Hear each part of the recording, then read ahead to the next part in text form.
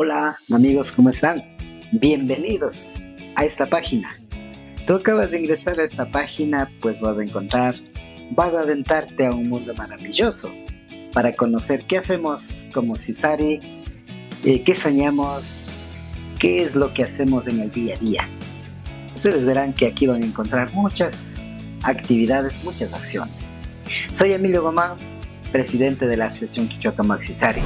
Cisari está trabajando enfocado principalmente a todas las acciones a favor de la lengua, en políticas lingüísticas, en generación de derechos, en capacitación, en formación, en todo está hecho siempre viendo la parte lingüística. Y conoce y difunde en todas las páginas que tenemos nosotros, Facebook, en Instagram, en YouTube, en TikTok, así que les doy la cordial bienvenida y espero que sigan descubriendo el maravilloso mundo de la revitalización lingüística y el maravilloso mundo de lo que es nuestra identidad, principalmente nuestra lengua.